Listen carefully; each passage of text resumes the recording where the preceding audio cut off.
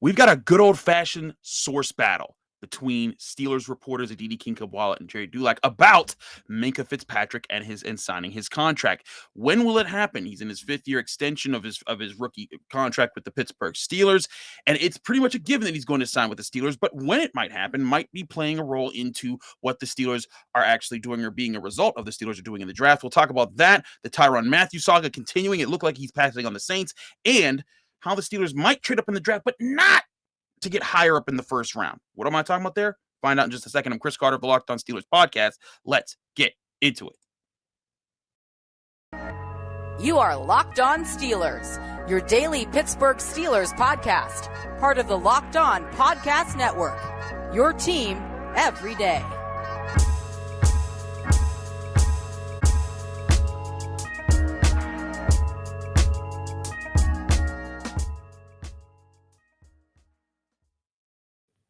And welcome to the Locked On Steelers podcast. I'm your host, Chris Carter, bringing you your daily dose of all things the Pittsburgh Steelers. As always, you can find the show on Apple, Spotify, Google Podcasts, Odyssey, and YouTube. If you're watching this video on YouTube, hit the like button on this video when you see it. Hit the subscribe button to our YouTube channel to get all of our daily content, including our breaking news updates.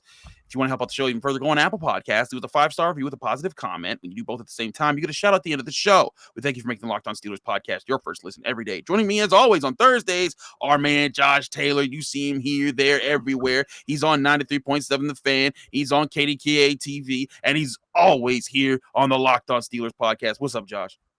I'm good, man. We had last time we talked last week. I was my week off. I was hanging out with my in-laws in Jersey. We were celebrating Lemon's birthday. Now I'm like back, got both feet on Pittsburgh terra firma, and I'm kind of getting re-immersed in all of the stuff I kind of missed while I was away. But yeah, it's been kind of still somewhat relaxed in the middle of it.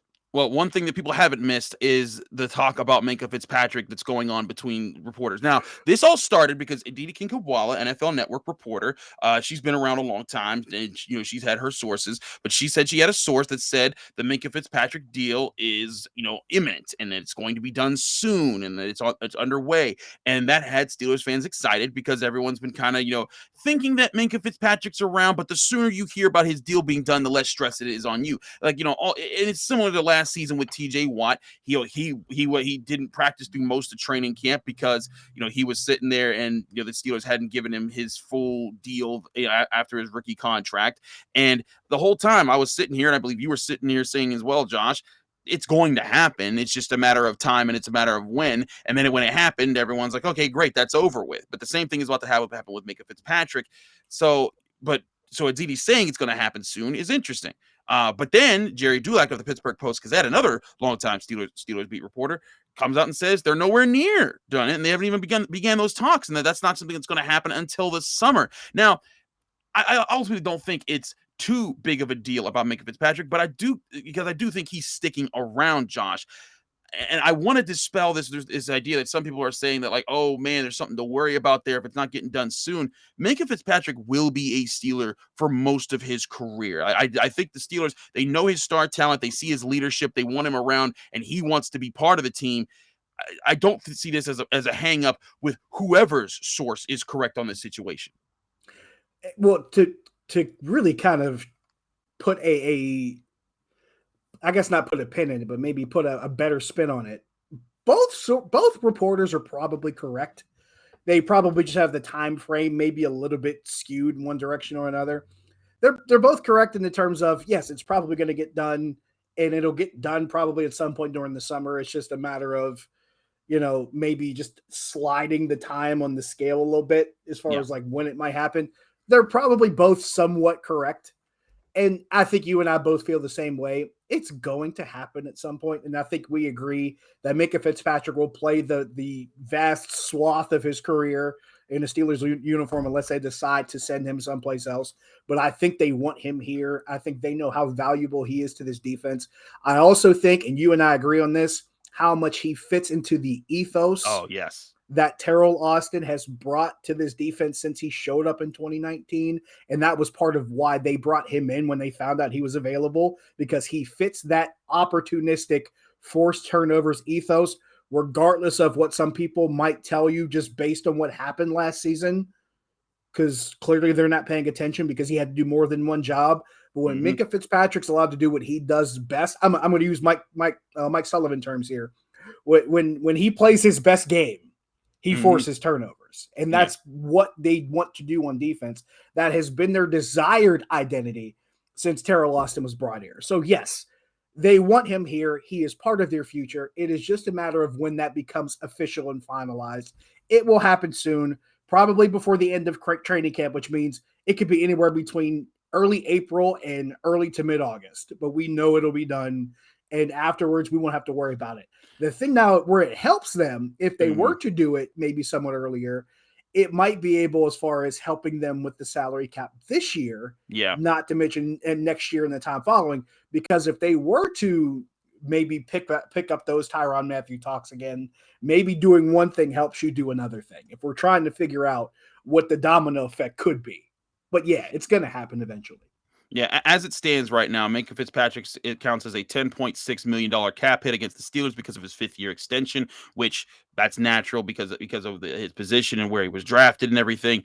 But I think what ultimately comes down to, this will be like our last thing on this topic here for now, is also how much does he get paid? Because Minkah Fitzpatrick, you could argue, is the best safety in the league. If he's not the best, he's easily top 5. And you put him in that range, and you start to say, okay, what do the top 5 safeties make? Or at least the five highest paid safeties in the league. Jamal Adams averages out at $17.5 million a year for the Seahawks, though I think a lot of people would say he's been overpaid there. Harrison Smith at 33 years old is kind of finishing out his time in the NFL. He's at $16 million a year. I think better comparisons, because Minkah Fitzpatrick is 25 years old. That's the other aspect of this. He's not even in his prime yet. You think about late 20s is when a player reaches that point of their career that they're at their pinnacle. Guys who would be close to his age, Budda Baker. He's making $14.75 million. He's another one of those young top safeties. He's 26 years old. Jesse Bates III is on his fifth year extension, I believe, or 5th year deal. As a pick, for the Bengals, he's at $12.9 million right now. He might have gotten franchise tag. I gotta look at his situation. But Justin Reed's another guy. He's 25 years old, making $10.5 million a year from the Chiefs. Point being, this is an important position, and Minkah's going to get paid. And this was another, to me, this was another part of the plan of why the Steelers were trying to be so careful with the TJ Watt situation, why they didn't go all in and lock down Bud Dupree, because it wasn't just TJ Watt. They knew they had to lock down Minkah Fitzpatrick because he's part of this long-term plan to give this next 5 to 8 years the best shot they can at having an elite defense that carries them to their best wins, and maybe back to the Super Bowl when they fix this roster enough. And it also speaks to the fact that, not just TJ Watt, you also have Cam Hayward. These are 2 really critical guys on that defense. Then you cycle in Minkah Fitzpatrick. Then you even cycle in the possibility. Let's say you're trying to keep a Miles Jack around. Let's say Devin Bush shows up that 4th year and plays the way we expected him to before he injures that knee, and they decide to keep him, so they're going to have to pay him too. So now you have to take all of those things into account, because if this defense is going to be the cornerstone of the philosophy the next 2-3 years that we think this organization is going to adopt, you're going to have to do whatever it takes to keep all those guys around and try to throw all that money in the right places to make sure it works. But Minkah Fitzpatrick is really important when it comes to that. You laid out a couple of guys in that group of safeties that aren't just good safeties. They're also very vital to what their teams do.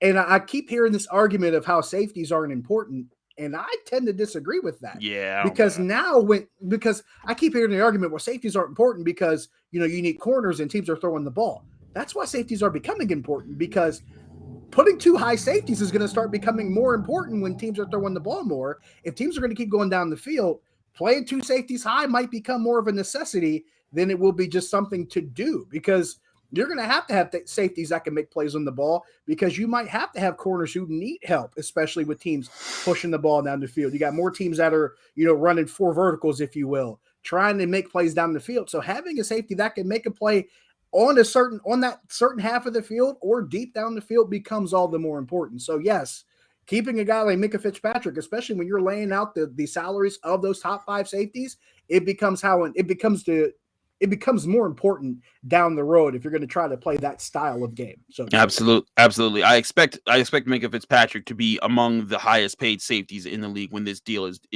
done. But I also expect it to come with not some of the guaranteed money that, like, Jamal Adams has $38 million in guaranteed. I don't think that's going to happen. I think that he's going to read the writing on the wall. The Steelers are going to give him a contract that allows them to maneuver money around later in his years. He'll have some money guaranteed up front, but the majority of it is like, hey, we want you here. You'll be here. Just trust us that that when the time comes, we'll be restructuring your contract to help keep keep talent around you. It's just the way that's what they do all the time. They've been doing it all the time. They do it with Cam Hayward. They're probably going to do it with TJ Watt at some point. The free agency contracts that they've signed in the offseason, they have gotten to this comfort zone where they are able to sign players to contracts that not only pay them what they're worth, but it also gives them maybe an escape hatch or two. Okay, if this contract goes bad, at least we're somewhat indemnified against having to pay the bulk of it for X, Y, or Z reason. However, if the guy actually plays up to the value of the contract or does fulfill the contract in the way that they feel suitable, then they can say, all right, well, this guy played well enough. We can pay him what we feel is suitable for how he performed. When you're able to do it that way and structure contracts, that allows the team to be somewhat indemnified and maybe forces the player to kind of bet on themselves, so to speak. It does create a win-win situation where both sides could benefit if all goes well. Absolutely. We got more to talk about the safety position because there's a Tyrann Mathieu update. I know the saga has not stopped yet, Steelers fans, but hey, that means he's still in play for the Steelers. We'll talk about that in just a second here. But first, I got to talk to you guys about betonline.net. Betonline.net is your number one source for all your sports betting needs and information. You can find all the latest sports developments, including this week's Masters Championships and all the odds, podcasts, and reviews for all the different leagues this season. If you want to get prepared, there's no better place to do so than betonline.net. BetOnline is your continued source for all your sports wagering information, including live betting, esports, and scores. Head to their website today or use your mobile device to learn more about the trends in the action when you visit BetOnline, where the game starts.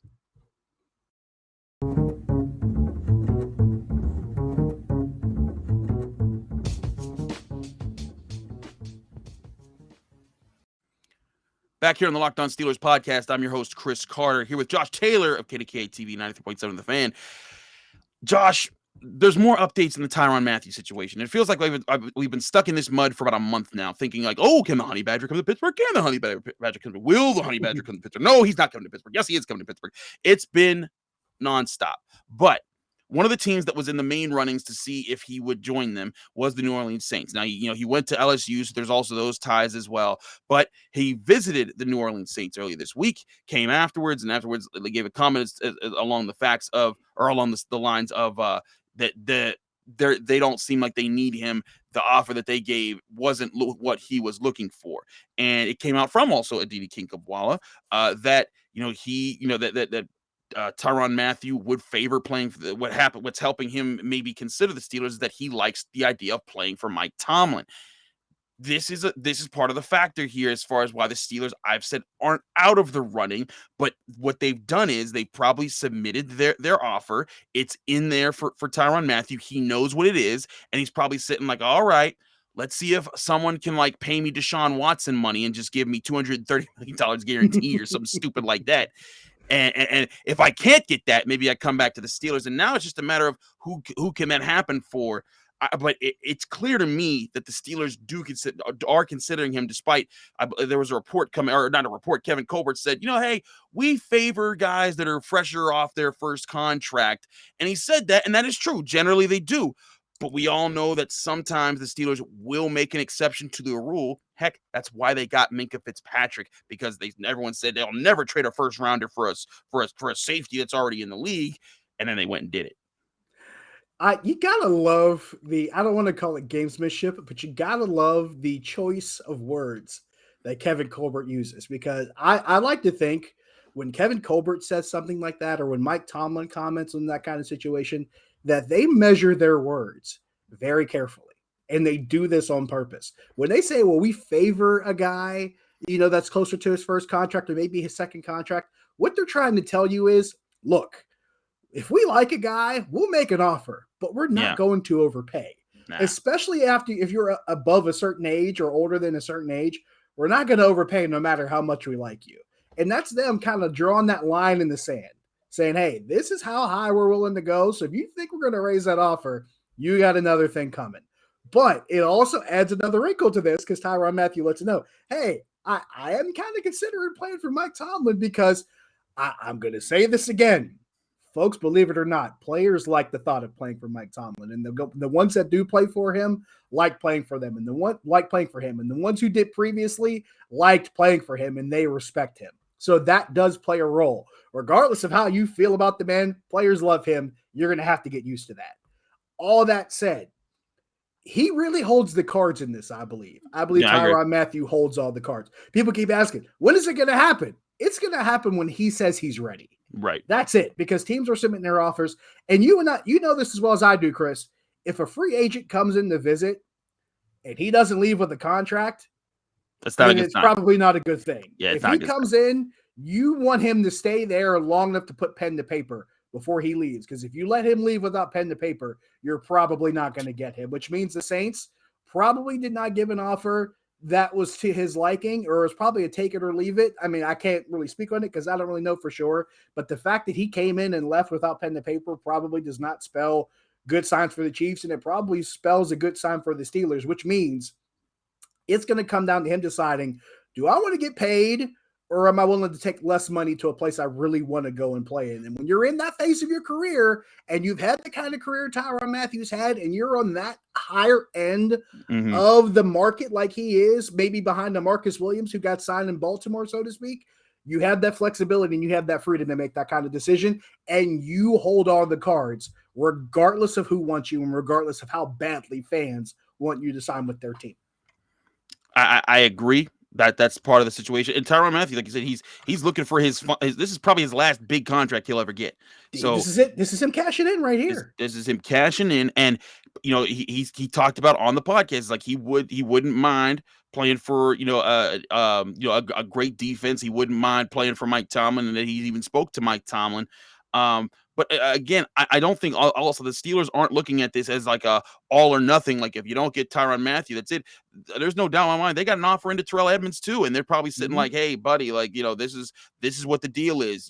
You're someone we value, but we also value this guy over here who's been a Pro Bowler and has done these great things and has won a Super Bowl.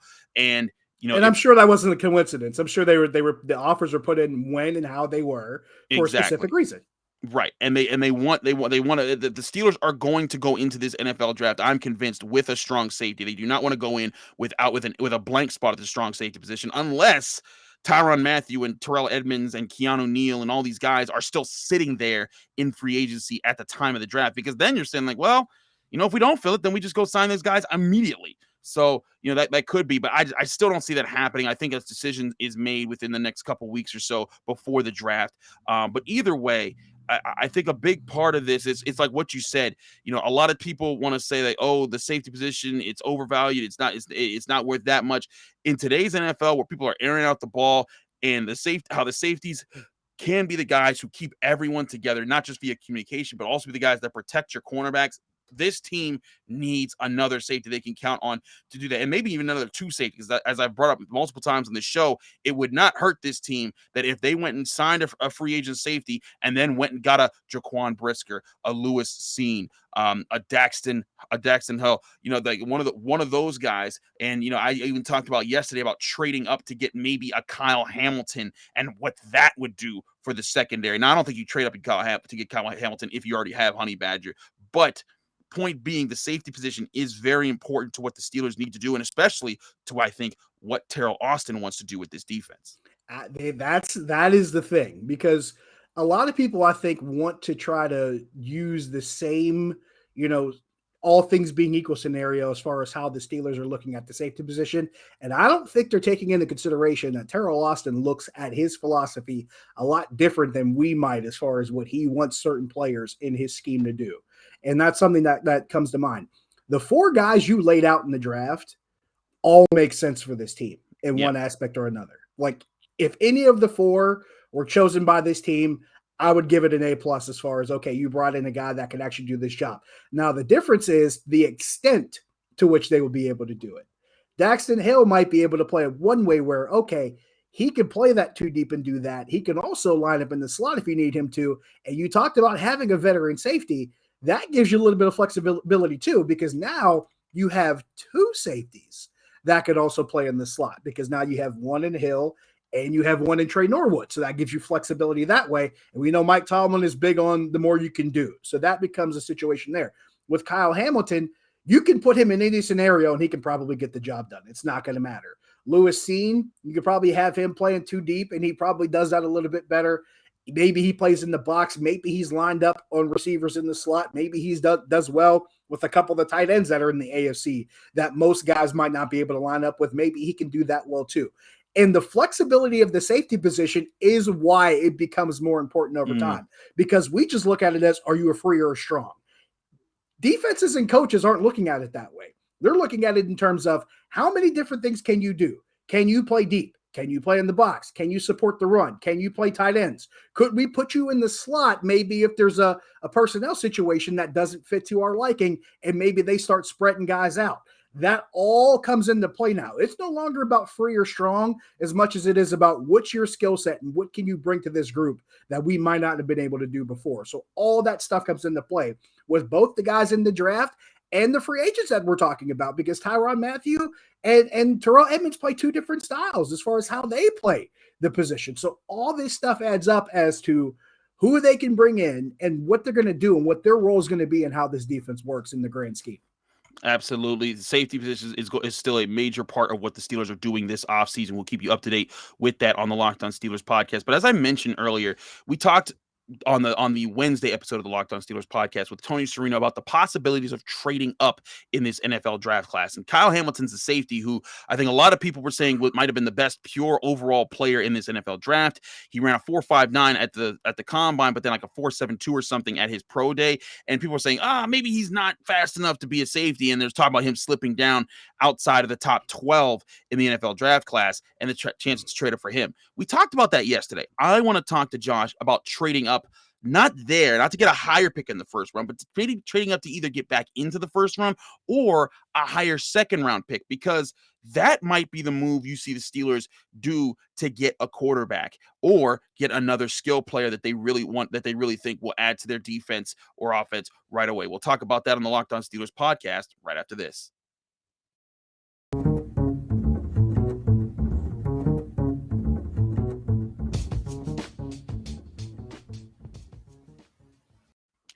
Back here on the Locked On Steelers podcast, I'm your host, Chris Carter, here with Josh Taylor of 93.7 The Fan and KDKA TV. Now, Josh, we were talking about this off camera. We were talking about the possibility of trading back up either into the first round or into the upper part of the second round, because I think you and I are on the same page. Now, Tony sees the Steelers as they should definitely trade up and go Malik Willis or bust in this NFL draft. I am not on that train. I can't put myself there, but I can see the Steelers saying, hey, this draft has a lot of really good players that grade out from the 20 to 40 range and of when they might get picked. And you only got that 20th overall pick, and then your next pick is 52.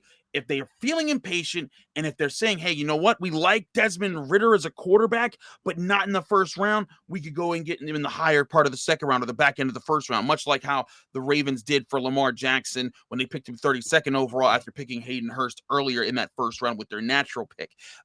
That's a possibility. But also maybe getting one of those safeties, because at 20th overall, I still think they'll have a really good shot at a starting corner, maybe a starting defensive tackle, start one of those starting safeties, but say, hey, you know what? We want to get one of those top receivers too, or we want to get one of those top safeties if we didn't already. There's a lot of possibilities I put there for the Pittsburgh Steelers. What makes the most sense for you? Trading up to get a quarterback, and what kind of compensation do you think has to be involved in those tops? I think the Steelers are in a pretty interesting position, because if you're looking at the possibility of trading up, say, late first round, like the Ravens did when they were able to get Hayden Hurst and then trade up to get Lamar Jackson, it's kind of similar. We're talking about the early parts of the first round, because we talked about 5 teams in the first round having at least 2 picks. Well, there's a handful of teams late in the first round, early in the second round that also have multiple picks. So it's almost the same scenario. So if you can't do one, you still might be able to do the other. So let's say you take the best player available at 20 because you might not be able to trade up to get the quarterback you want in that first 12 to 15 picks. Well, you still might be able to do the same thing in the latter part for one of those teams, whether it's the Jets or the Lions that have multiple picks, or even the Chiefs that have back-to-back picks at the end of the first round. You still might be able to move to that back end and still get one of the latter quarterbacks that might be available late first round, early second round. So you have that flexibility. So even if you can do the first one, great. But if you can't, the second one's still there too. The latter part, maybe in the late first round or early second round, still gives you a chance to maybe grab a quarterback, even though it may not be the quarterback that might be there in the early part of the first round. No, I agree. That's part of the formula here is them looking to see who they can go get. Because also it doesn't have to be a quarterback. Can be, they could have drafted their corner in the first round and then came back up and drafted their safety they want. Because I think Lewis Cine's a guy that some people see going in the early second. But if the Steelers want a shot at him while getting a guy that's graded out to be a 20th overall pick, they're going to need to do something along those lines. So trading up isn't just a get up higher in the first round type of thing. It could be a trade back into the end of the first round, trade up higher in the second round, but get into maybe back into the top 40 or close to the top 40 to make sure that you're adding two guys who can either start this year or will become major starters over the next 4 or 5 years with the Steelers. With that, we are at our time. We got to get rolling. Josh, thanks so much for joining us here on the Locked On Steelers podcast. Let people know they can find you, follow you, and get more of your work. Josh Taylor HD, Facebook, Twitter, Instagram. Usually you can find me on those 3 platforms. As far as everything I'm doing, CBSN Pittsburgh, best place to find me as far as TV. As far as radio goes, 93.7 The Fan. You can find it on the Odyssey app, just like you can find this podcast. So got a double stop shop to get both things if that's what you want to do. Absolutely. You can find this show, the Locked On Steelers podcast, on Apple, Spotify, Google Podcasts, Odyssey, and YouTube. If you watch this video on YouTube, hit the like button on the video, subscribe to our YouTube channel to get all of our daily episodes, as well as our breaking news updates. I'm Chris Carter. You can find me on Twitter and Instagram at Carter Critiques. If you want to help out the show, give us a 5-star review on Apple Podcasts with a positive comment, and you'll get a special shout out at the end of the show. Thanks again for checking us out. We'll be back tomorrow, finishing out the week strong with our favorite Friday guest, Jenna Harner from Channel 11 WPXI. We'll see you then.